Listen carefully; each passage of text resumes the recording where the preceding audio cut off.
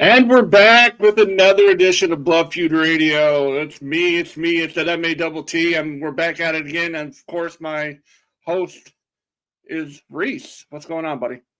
Not much, man, not much. It's been a pretty decent week of wrestling so far. NXT's been dope. Raw's been dope, so good start. How about you? Not too bad. It's been a weird week. It's been a weird week, for sure. A weird week. Nice. And we're not going to, I obviously have no intentions on diving into the happenings and what's going on, Heel Kevin. What's up, buddy? Going on, dude.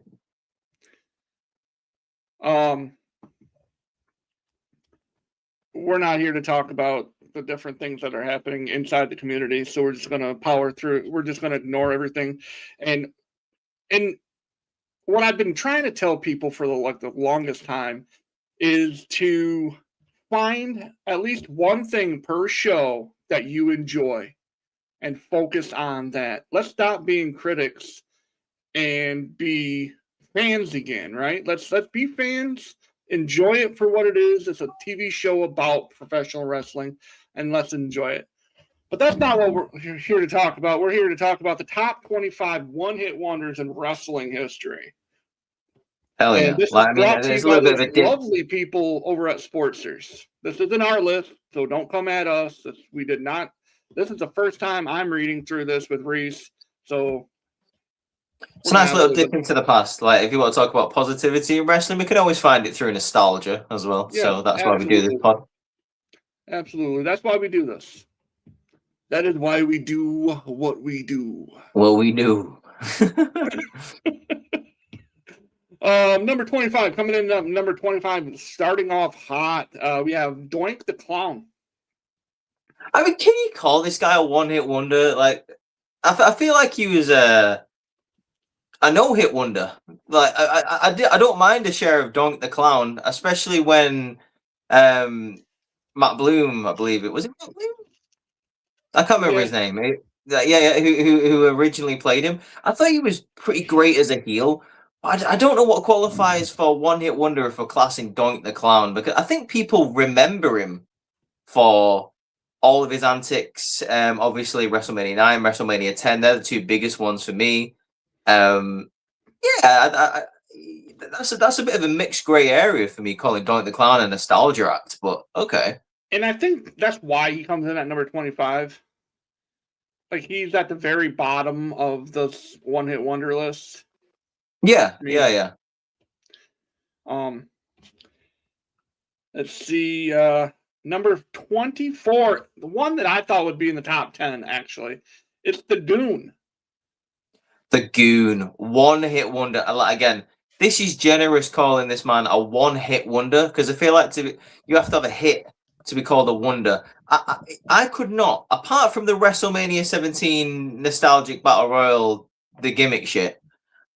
I could not tell you, if you paid me 10 grand, one match that the Goon had. One. Well, can you believe that the WWE actually booked a match with the Goon against the Undertaker on TV? No, I can't believe it. That happened. I can't believe it. That happened. Is that why he's a one-hit wonder? Did he go over? I mean, if he went over on the Taker, that's crazy. Yeah. Number 23 on the list is a gentleman that recently made a few mistakes in his life, and It's Duke the Dumpster Drozy. Oh God, one hit. I tell you, but the only hit he should be getting is a fucking like 7, getting hit with several counts of court hearings. That's Yes. the only thing he should have been getting hit by. Duke the Dumpster Drozy, what a load of trash, both in the ring, outside the ring, just in general. Number 30 in the 1996 Royal Rumble for some reason. Maybe that was Why his he? hit. Maybe that was his hit. I think that was his hit. Yeah, like, I think number 30 in the fucking 1996 Royal Rumble. What a good showing, eh? And the thing is, like, he's a former person that's been on the show. Like, we've had him as a guest before. Oh, wow. About his time in WWE. We could go ahead and erase that episode. Jeez. Number 22, and I have a problem with this one. All right. Coming in at 22, I guess him. I guess okay, it's Kamala, the Ugandan giant. No, you can't say he's a one-hit wonder. I don't think he had a great program with Taker. A great program with Taker. Also, you know, contrary to what Hulk Hogan will tell you, Kamala slammed Andre the Giant before Hogan did. Yeah. So he wasn't no one-hit wonder. He had some great feuds. I mean, he was a bit of a crazy character, but fair play to keeping up kayfabe. He was great at that. Yeah, Kamala is not a one-hit wonder. I don't agree with that. He's actually in one of my favorite SummerSlam matches. It was the one where he did the five splashes off the top rope onto Taker, and after the 5th one, Taker sat up and like what? Yeah. What year was that? Was that 94 or earlier? That was in Wembley, wasn't what? Oh, was that 92? It was. Yeah, you're right. Yeah. God damn! Wow. Wembley. Yeah, 1992 then. Yeah. Oh my God. That was that was a great because it was SummerSlam, Survivor Series, and then one more. Well, no.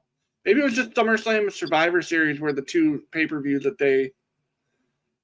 Yeah, you had a lot of crazy shit going on in between those as well, though, so... Yeah. Yeah. But, I mean, those were their 2 main ones, because I believe Survivor Series was the casket match. I think it was, yeah. It would make sense. He also has a pretty memorable WrestleMania moment for me as well, when at WrestleMania 22, when Booker T's, like, backstage about to fight the Boogeyman.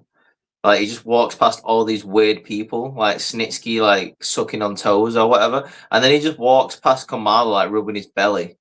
I was like, what a Mania moment. That was number 2. Number 21 is a Hall of Famer, believe it or not. It is Coco Beware. How can this man be classed as a one-hit wonder if he's a Hall of Famer? Yeah, that's what I'm not getting. But I understand his mom was backstage for an event. You know what her name is? Oh, God. No. For God's sake. Oh, my God. I had to pull the Bobby Heenan. I'm a massive Bobby fan as well. How did I not see that coming? For God's sake. Yeah, Coco Beware. Like, I mean, even my generation knows who Coco Beware was. Coco, man. Like, no one has done for anyone that's watching that can tell me what the name of the Coco's bird was. Oh. What was his name? Let's see who the real ones are. I know. Give me a clue. What was the first letter? Huh? Well, give me a clue. What was the first letter? I can't remember. It's F. F. Frankie, Francine, Francis. You were right. I don't. Was it? The first one that you said was Frankie, right? Yeah. Yeah, Frankie. That's the name of Coco. Oh, nice. There we go. See, it was like shaking around somewhere back in the back of my head. Number 19, and I love this. It's the first WCW guy. And this is the definition of a one-hit wonder, in my opinion. It's Disco Inferno. Oh, yeah. Yeah. Without a shadow of a doubt, he should be higher. He should be closer to the top 10. I'm surprised he isn't in the top 10. Disco Inferno. Again, just a guy that everyone kind of knows, but honestly, like in terms of match quality, this list fits in perfectly. Like, yeah, absolutely perfectly. Like what? Like he had a few good matches. I can't give you any more than that. Number 18, and I struggle with this one too because he was a former Intercontinental Champion. I want to say he was a former Tag Team Champion too. The Mountie. The Mountie? Oh. Yeah, I don't consider him a one-hit wonder. I know. I feel like this is quite harsh on this list sometimes. Like the Mountie, yeah, don't get me wrong, isn't exactly known for like a lot of amazing matches, but I can point out several things that he did. Like he had that famous house show where he beat Brett for the title. Then he had that '92 Royal Rumble match with Piper. He had that match with Big Boss Man. Yeah, the Mountie, he's one of those as well, where he's one of the favourites of fans to dress up as when we're cosplaying. I'm the Mountie. and the over-exaggeration on that shock stick is amazing. Yeah, it's great. It's so cool. Great. He's one of those who like I always for some reason thought he looked really cool when I was watching it when I was younger. I mean, he was definitely one of the bigger characters for sure. That's number 18. Number 17 is a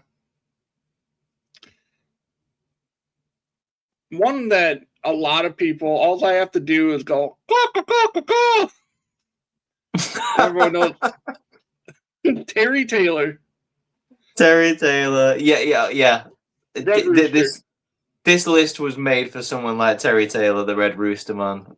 How he ever ended up in the Bobby the Brain Heenan family, I have no idea. This gimmick was just awful, which is a shame because he wasn't even a bad wrestler. No, he wasn't. And listening to Bruce Pritchard talk about this is hilarious because there was not a bag or box of gimmicks. There never was a box of gimmicks, he would say. I don't understand how anyone signed off on this. Wait a second.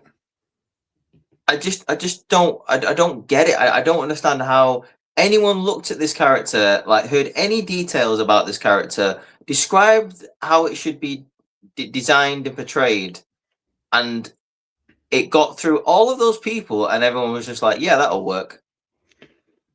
So I totally skipped over number 20 for some reason. Reverse. At number 20, we had the Renegade from the WCW days. The Renegade, yes, fake Ultimate Warrior. We love to see it. Yep, pretty much became irrelevant after the actual Ultimate Warrior came to WCW. Yeah. What else do you say about the Renegade apart from he literally just looked like the Ultimate Warrior, but he wasn't Jim Hellwig, so he was what I would imagine Ultimate Warrior and Adam Bomb as a love child. Yeah, for real. Yeah, like should have been the Renegade. Like, imagine. Oh, did we ever have this? Correct me if I'm wrong. I'm not the biggest WCW guy in the world. Did we ever have the Ultimate Warrior versus the Renegade? I don't remember. That should have been a thing. That definitely should have been a thing. That would have been just the worst wrestling match of all time. But one of those things that kind of like like a car crash where it's horrible, but you can't look away. It would have been like that. And while you're at it, you might as well put them in one of those 3 stories cage matches. Oh yeah, like just imagine him like up in the ring like that and like shaking the ropes and they're just snarling at each other like from across the ring. Yes, yes. Rock is too old. I'm the warrior. I'm the renegade.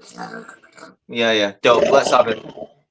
Yeah, put him in a WWE 2K 26. Right, I'm gonna make this match. Number 16 is a guy that I know next to nothing about, and people can yell at me in the comments if they'd like. Hayabusa. Not a Hayabusa. That's a. I disagree massively with like the fact that Hayabusa is considered a one-hit wonder. He was great in Japan. Like he was fantastic. He was one of the like the innovators of like the high flying in that kind of area. Like that is a bad take from Sportster right there.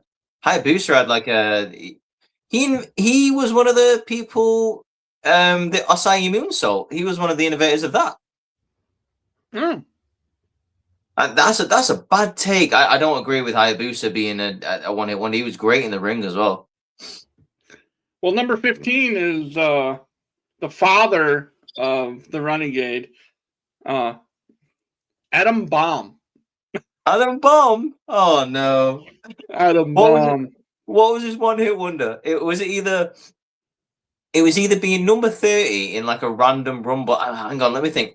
Was it the 95 or the 94 rumble where he was number 30? I can't remember. It's got to be either that or his just awful segment at WrestleMania 10 with Earthquake. Something. Didn't he get beat in like 10 seconds by Earthquake or some shit? It says what the his name was a pun. He was rather agile for a 6'7" physique. What was the problem? Question mark. After mild feuds with Earthquake, Bam Bam Bigelow, and even Giant Gonzalez. Bam Bam Bigelow. Oh, okay. Adam Bomb wasn't even given that almighty push from WWE executives for any title shots, rather relegating him to Sunday morning airtimes on Superstars. After the advent of Monday Night Raw, their flagship program, he wrestled in WWE for a little over 2 years before he left the company for WCW and became the Renegade. Yay! Woo! he was his gimmick was literally. Oh, do you remember that 3 Mile Island thing that happened? Yeah, he was on the island when he got the radioactive power. I was like, that just a gimmick designed to succeed for sure. Now this next one, I'm not going to pronounce the dude's name right, so please don't come at me with this.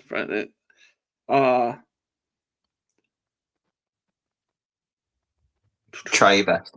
It's okay. Yeah. It's a Japanese wrestler. Masato Tanaka.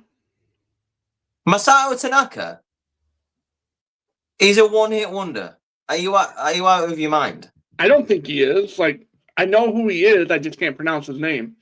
Yeah, the guy who had the amazing matches with Mike Awesome. Yep.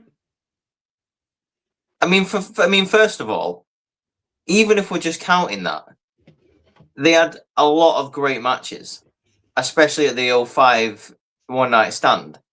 Masato Tanaka is not a one-hit wonder. Whoever wrote that is out of their damn mind. I'm sorry, no, that's not fair at all. Just because you remember someone for that rivalry doesn't mean the rest of his career was nothing. Right.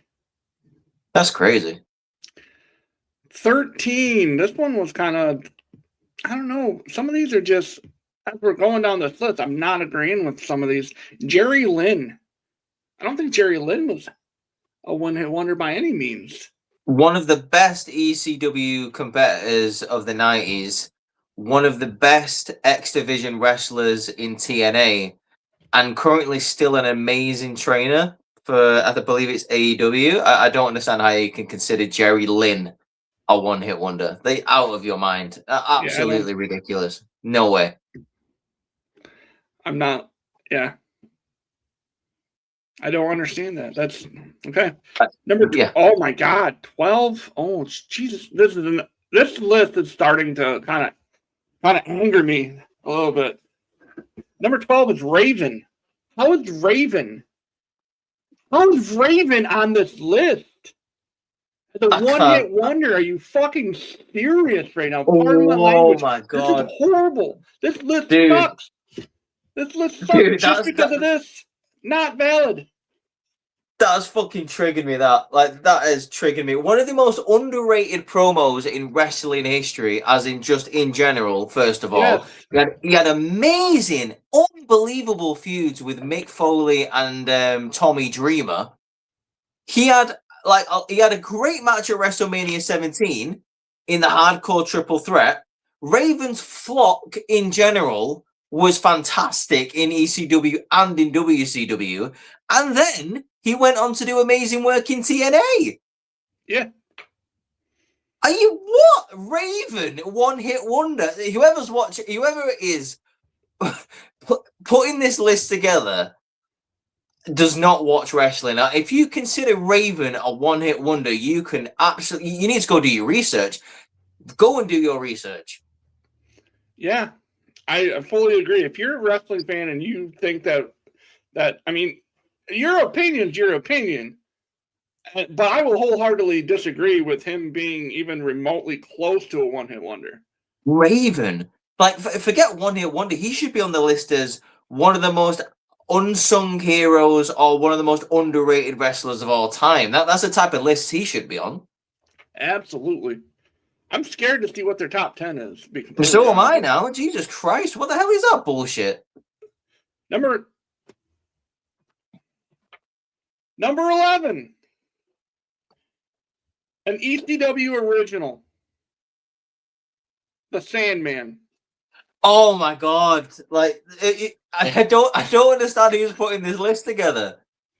I don't get it. Like, who is putting this list together? Is this someone who just exclusively watches WWE or something? Because you just throw in ECW guys and WCW guys and TNA guys in there just to fill out this list. How can you consider the Sandman a one-hit wonder? Unbelievable matches with Sabu, unbelievable matches with Taz, unbelievable matches with Raven. First of all, and then he just. Oh, are we even gonna mention his goddamn entrance? His entrance was fantastic. Entrance. Iconic. Sandman? Yeah. I mean, no. What a load of bullshit. Before Stone Cold. I mean, dude, again, someone who just watches WWE, because in WWE, fine, he was a bit shit, to be honest. But if you look at his other work in the wrestling industry, that the fact that you even consider putting Sandman on this list is a travesty. Yeah. Number 10. And this is something, like, I am perfectly fine with this character being number 10. Okay. Isaac Yankem DDS. Right. I am okay with that. Okay. So, just to clarify, what is this list called again? This list is called Top 25 One-Hit Wonders in Wrestling History. Right. Okay. Because if we're exclusively counting the gimmick, then yeah, Isaac Yankem. He literally had a feud with Bret Hart because of Jerry Lawler, because he was a dentist or some shit. Fine, right? But they are dangerously leaning towards the fact that Isaac Yankem is obviously portrayed by Glenn Jacobs, and obviously you can't lump Glenn Jacobs in with one-hit wonders, and it kind of annoys me a little bit. Yeah, I mean, that's so fair. Close to Glenn Jacobs. But Isaac Yankem, fine, as a character alone, yeah. He was a one-hit wonder. He was a fucking dentist. Well, what do you want him to do for that? Yeah. Do you know what? Do you know what times? Do you know what times his matches used to start? 2:30. Yes, the Uh, at least oh you my got it. god. It's like I'm glad that you got that joke. It's like pulling Oh teeth my with some god. people. Number 9. This list sucks. Why? What is this? Number 9 is one of my, in my opinion, one of the most underrated. I think he's the greatest, one of the top 3 greatest people never to win a major title. He was an IC champion. It was Texas Tornado. Oh man, yeah, that's harsh, dude. That's harsh. Calling the tornado again. Like, are they just going off gimmicks here? Because all right, fine, like but Kerry Von Erich still, was amazing. yeah, exactly. Like, I mean, that's what I'm saying. Like, surely they must be just going after the gimmick because you can't say Kerry Von Erich is a one-hit wonder. One of the best lineages of family in wrestling history, a very underrated wrestler in his home states and everything. Like, yeah, Kerry Von Erich is not a one-hit wonder. So surely they're just going after the Texas Tornado. But the thing is, Tornado wasn't a bad gimmick. He was a very good wrestler and very good in ring. And yeah, I mean, the Texas Tornado. I want to say they actually said his name, the Texas Tornado, Kerry Von Erich, at one point. I think it was a combination of both. Like whenever WWE felt like it, they would call him a different name. I think that's a pretty bad take, to be honest. I think that's quite hard. He belongs. I think I lump him in with Raven. Like neither of these should be sniffing this list. No, I agree. Number 8, a guy again. I said this on the group call over with the boys over on Facebook. I was anticipating this person being on the list. Nails.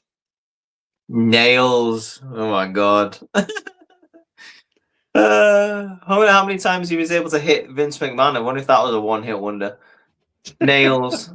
Wow. The feud he had with, thing is, he was never going to have a rivalry outside of Boss Man. No, because he was a prisoner. So who else are you going to, apart from maybe the Mountie? Who else are you going to feud him with? He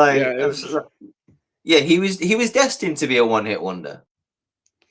I really did like his vignettes that they had for him, like leading into.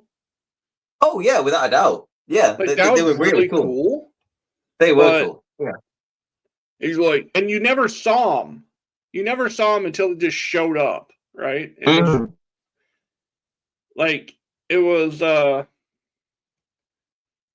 and because he would talk about Boss Man and the last one, leading into whatever pay-per-view or whatever event that they finally were like met face to face. He goes, "Soon I will be completely rehabilitated." Well, it wasn't it like SummerSlam, I think? Something like that, yeah. I'm sure it was. Yeah. Hey, at least he got a big payday before he fucked up his entire wrestling career. But he wanted to throw hands with the boss. That was just funny to me. Like, he was also in like the steroid scandal, right? As well. Didn't he testify? Probably. Yeah. Because he wasn't completely rehabilitated. No, definitely not. He ended up back in the courtroom. Typical Nails. Yeah. Petty theft, probably. Number 7, and this disappoints me as well. I love the gimmick. As a kid, it's a very nostalgia thing. Number 7 is Papa Shango. Oh, poor Papa Shango.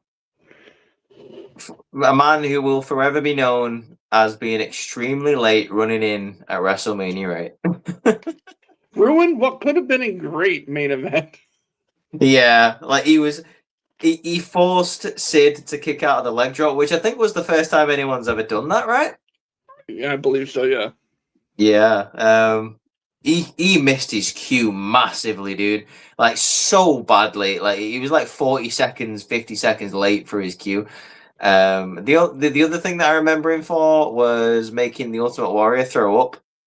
Them two things is what I remember him for. Well, He looks like Danhausen. He looks like Danhausen's dad.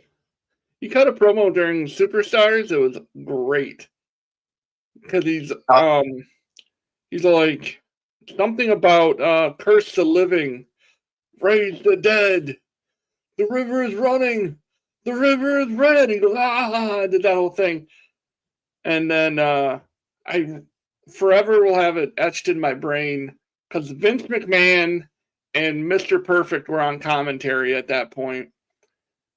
And then Mr. Perfect goes, did you hear that, McMahon? He said something about curse the living, McMahon. And he goes, yeah, something about raising the dead. And he goes, yeah, and also something about the river being red. But the only thing right now that's red about this match is Red Taylor, and he's getting his butt kicked or something like that. I'm like, like who's writing this stuff? Like, well, what a perfect transition there from Perfect. Great. You gotta love that. Like Papa Shango, not the only one-hit wonder that man had as a gimmick. He also had Kama Mustafa as well. The ultimate fighting machine. Yes. Mustafa. The ultimate fighting machine. Oh, wow. Number 6 is another former guest of ours on the Huge Pop Wrestling podcast. It's none other than Ahmed Johnson. Ahmed Johnson, I think this is quite harsh in terms of a one-hit wonder. He had a great feud with the Nation of Domination. He also had a pretty cool feud with Goldust. So, I mean, he did a couple of things in WCW as well. I mean, not as good as WWF in my opinion, but I always liked Ahmed Johnson. I obviously like down to injuries is the reason why we didn't see much more of him. But I really like going back as like an 11, 12-year-old to try and discover like the earlier like wrestling, like trying to like upgrade my knowledge of like different pay-per-views. Ahmed Johnson was someone who always intrigued me. I always thought he was pretty cool to watch. Really good. He told a lot of really good stories, and he's an interesting individual. I will say that. Yeah. If you're new to the channel, go search up Ahmed Johnson Huge Pop Wrestling podcast, and you can watch that episode. That I believe it was just Scott and I that did that episode. It was a lot of fun talking to a guy that I legitimately used to play as on the old WWE video games way back in the day. I'm jealous that you got to talk to him. That's a cool interview. Number 5. We're in the top 5, and this man belongs in a different top 5, not this one. It's The Rock Ken Shamrock. Wow. I don't understand the world's most dangerous man, Ken Shamrock, being on this list. I don't understand it. So, had a really, really set of good matches in 1997 with The Rock. Like several great matches with The Rock in 1997. Yeah. Former King of the Ring, multiple time IC champion, had an unbelievable. Won 2 of those. Yeah. Had an unbelievable Lions Den match with Owen Hart.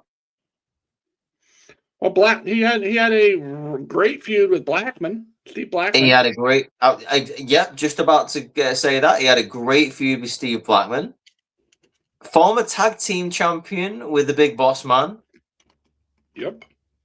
How is this man a one-hit wonder? Sorry.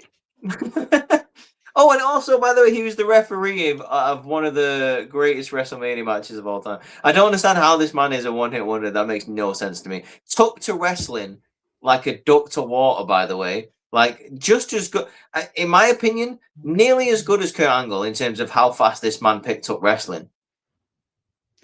Well, he is a former UFC guy too, so I mean, it Yeah. makes sense that he would be. I mean, he was Brock Lesnar before Brock Lesnar. Yeah, him and Dan Severn were the two first people Yeah. to transition. But Ken Shamrock really took to wrestling, and it's just a shame that he doesn't really get mentioned in WWE anymore. I would really love him to see him come back and have just a bit of a no. I don't even know if I want to say a feud or a gimmick or just be acknowledged on TV. I love Ken Shamrock. I think he's one of the he's a shoot fighter. Well, at least his match, all of his matches felt like a shoot. It didn't feel like I agree. Yeah. Well, like I say, I think it's one of the most underappreciated guys of the Attitude Era and of the 90s in general. Absolutely. Number 4 is a guy that Scott, my brother, has talked to actually several times at the Comic Cons and stuff. The gimmick, I mean, I'll just say number 4 is Tatanka. Right. Okay. Maybe as a gimmick, one-hit wonder, I'll say yeah. But also, I think it's kind of harsh to put him in this list just because he was a very, very good wrestler. Yes, he was. Very good wrestler. He had, in my opinion, he had the best. Him and Shawn Michaels had the best match at WrestleMania 9. Oh, 100%. And it's a shame how that match ended. Put on a fucking clinic. Yeah. When you put Tatanka with the right dance partner, he would put on those clinics.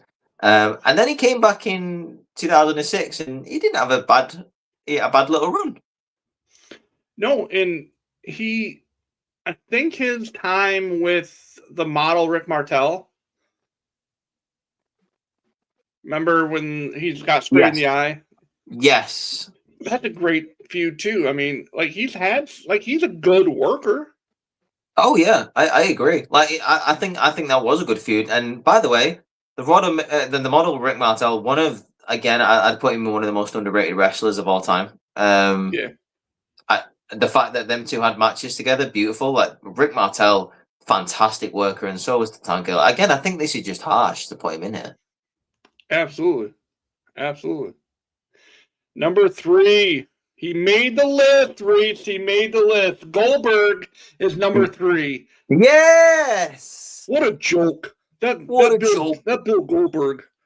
That Bill Goldberg. He's nothing but a joke. His 173 wins. His 173 consecutive wins. What a joke. I had that in one summer. What a joke. You know what? I had that in one night once in Montreal. No, right, for real. I'm not the biggest Bill Goldberg fan, but I also think it's quite harsh to call him a one-hit wonder. He had 2 very successful runs. He held the WCW championship, and he held the WWE championship. Yeah, he had a pretty good feud with Brock Lesnar in the late 2010s. Like you say, former WCW champion, former World Heavyweight champion, former Universal champion. I mean, again, I think we're mixing up bad wrestler or people who are big fans of these people. I think we're mixing that up with one-hit wonder. I would not call Bill Goldberg a one-hit wonder. Even his gimmick. I mean, his gimmick wasn't horrible. It was just, I'm going to beat your ass. That's all he... Yeah, exactly. You're next. I'm going to kill you.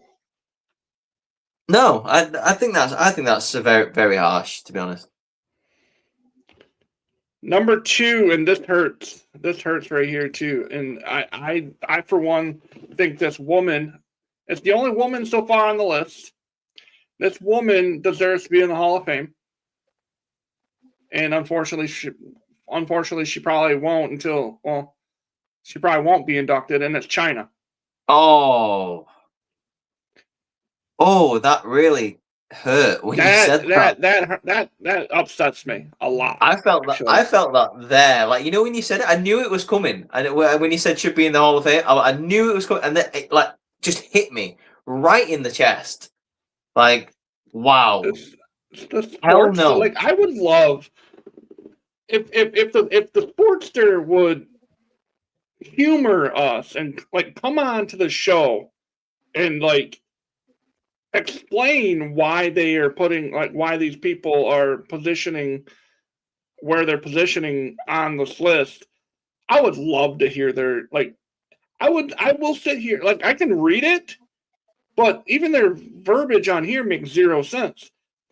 To put China at 2 is ludicrous. Insane. It's First not. ever intercontinental champion as a woman. Yeah. First time woman's Royal Rumble entrant twice, 1999 and 2000. Former women's champion. One of the, if not the, depending on who you ask, iconic factions of all time. What else can I say? She had great feuds with the likes of Chris Jericho and Eddie Guerrero. I don't know how you put that woman in anywhere near a one-hit wonder spot. What, just because she's a big and strong? Like, that's like saying Rhea Ripley should be in the one-hit wonder spot. Well, number 1 is it's the dumbest thing I've ever heard to put this human being at the number 1 spot in a one-hit wonder. Who is it? Please, oh no, this is gonna hurt. It's Yokozuna. Oh my god. What are you talking about? Like, I don't understand this at all. Like, this is probably the worst. That's the worst number 1 of all time. Like, and that's not a work, brother. That's a straight shoot. Like, one hit wonder. Main event in WrestleMania twice, by the way. Technically, he main evented WrestleMania 4 times because he had the match with Brett and then with Hulk. And then the year after that, he had it with Lex and Brett. Yeah. Former Royal Rumble winner. Yeah. The first ever Royal Rumble winner where it mattered if you went to WrestleMania or not, by the way. He had a great feud with The Undertaker. He had a great feud with Vader. He then became part of the Jim Cornette family and held the tag team championships.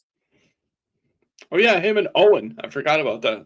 Yeah, him and Owen. Like, what? How is he a one-hit wonder? What in what world? In what world is Yokozuna a one-hit wonder? What are you talking about? One of the best in his prime, in Yoko's prime, one of the best big men in wrestling. The fact that that man was 500 pounds plus and he bumped and sold like that for other people is insane, first of all. Well, and yeah, the fact that he was that big and he had decent matches with different sized people. He put on good matches with Brett. He put on good matches with Vader. He put on good matches with Shawn Michaels. He put on good matches with... the list goes on, right? I'm sorry, no, that is ridiculous. Absolutely ridiculous. He's probably, in terms of big men in wrestling, he was probably a pioneer. He was one of the first big men who could actually sell. That, and like if you go back and watch how he could hit a drop kick like crazy. Like, yeah, for as big as he was, like he was really super agile. Agile as hell, dude. He was like the blueprint for the Anoa'i family going onwards, for all of the big men that were in the Anoa'i family, like your Umagas, your Rikishis. Like, all of those probably looked at the way Yokozuna used to wrestle and thought, I can do that. I'm a bit smaller than him, so I can be just as agile as the big man. Yeah. That's ridiculous. Yeah. That is unbelievable. The fact that he's considered a one-hit wonder. No, yeah, ridiculous. Take that list, Sportster. You're going to shine it up real nice. And then you're going to turn that some bit sideways and stick it straight up your candy ass. There is no way that those 3 people at the top there are a one-hit wonder. And then to even go through that list and say Raven, the Sandman, one-hit wonders. Get the Texas fuck out of Tornado. here with that. Get the hell out of here with that bullshit about China being a one-hit wonder, about Yokozuna being a one-hit wonder. No, get out of it. Next thing you know, they're gonna say that Obafemi is overrated. Oh my god, there's so many other people that should have been on this list. What Absolutely. about Repo Man? He's a Hall of Famer now. Yeah, what about Brother Love? Well, people are gonna try and scratch their head when they hear me say that Repo Man's a Hall of Famer. Well, it's because he's Smash from Demolition. This is kind of a we're also looking at guys like Hillbilly Jim, Glacier, the Yeti. I mean, for lack of a better word, I would consider Shane Helms a one-hit wonder.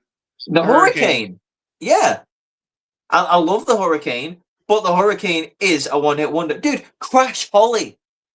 He's a one-hit wonder. He did wonders for the hardcore division, but there is no way outside of that hardcore division he was relevant in any way. He wasn't. I'm sorry. No. Spike Dudley. He was a one-hit wonder. The Blue Meanie. Yeah, the Blue Meanie. No offense don't to come him. At me. Again, I know this is gonna hit. Just based on like the things that they did in the WWE, Al Snow could potentially be considered a one-hit wonder. I agree with that. I mean, I love this guy, but I love Al Snow too. Yeah, I know. I'm saying like the guy I'm about to say. I love this guy, Val Venus. Oh, hello, ladies.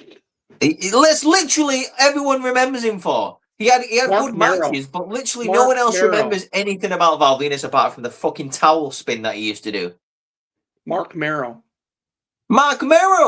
Yeah. A tag team. I hate saying this, but Victor and Connor. The Ascension. Yeah. The Ascension. They're one-hit wonders. One-hit wonders. Dude, what a terrible list that is. Terrible. Chris Masters didn't make the list. Are you serious? Yeah. Ryback? I mean, I hate Ryback, don't get me wrong. Like I'm just like everyone else. I hate Ryback. But he was an IC champion. That's it though. What else did he do? He was like, feed me more. Like, okay. And they didn't. And they didn't, thank God. So he starved, and that's why he isn't here anymore. Joey Mercury. Joey Mercury, yeah. But after he left Eminem, what did he do? That guy, he was. This is how much of a one-hit wonder he is to me. The guy from he was a cruiserweight. That English dude, that with the umbrella. Oh, him, yeah. Oh God, yeah. His name is not even worth saying. Jesus. I don't even know. Tugboat. He went through two different, like, as a kid, he went from Tugboat to Typhoon. And you know goddamn well he was the same person. Yeah. Like, as a kid, I'm like, hey, that's Tugboat. What's he doing? Like, why is he... Well, the Kiss Demon. Hot take, Marty Jannetty.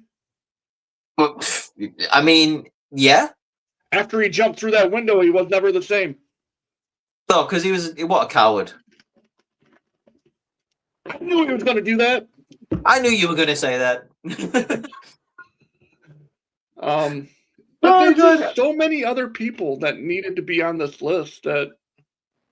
Dude, where the fuck was King Kong Bundy on this list? Hillbilly Jim, for that matter. That's what I just said before. Hillbilly Jim, yeah. Like, where was he? The Cat. What about Stantina? Not Stantino, but his sister. Yeah, if we're his going over sister. gimmicks, because you want to throw in Isaac Yankem, yeah, you can do Santina. It's just such a bullshit list. What a stupid list! I want to get this guy. Whoever wrote, I'll have a respectful conversation with him. I want to get him on the podcast. This is how bad. Well, I mean, this was from the reason why we don't have any more current people. I'm looking. This list was put together on December 18th of 2015, so we're 11 years removed. So I mean, even before then, you had people in like the early 2010s, though. Come on, like what the hell? man, Sportster really kind of threw together a dud on that one. What was he called? Damien Demento. Oh yeah, And hang on, Kevin Thorne, aka what's it called, Malachi or Mordecai? yeah. And where was he? So many. Dude, they didn't put any of these people on, but they put fucking Jerry Lynn. They put Jerry Lynn on there. Yoko really has me like Yoko really has me kind of like upset. Yeah, Yoko is a travesty, dude. Again, I'll say it again. Whoever put this list together, go and do They your left research. off the fucking oddities. Oddities. all of them. Fucking Kurgan, Golga, but oh yeah, Yokozuna was a fucking one-hit wonder. Give me a break. What a joke. What a joke. Tell you who was a one-hit wonder that Bill Goldberg. I'm so glad he's on that list. He deserves to be there. The only hit he had is when he gave me a concussion at the end of my career. What a joke. I digress. Anyway, we fell down that rabbit hole. I'm glad we did it though, because you hyped me up. So I appreciate this podcast. Jesus oh my God. Christ. Now, I'm not sure what we're going to do next week.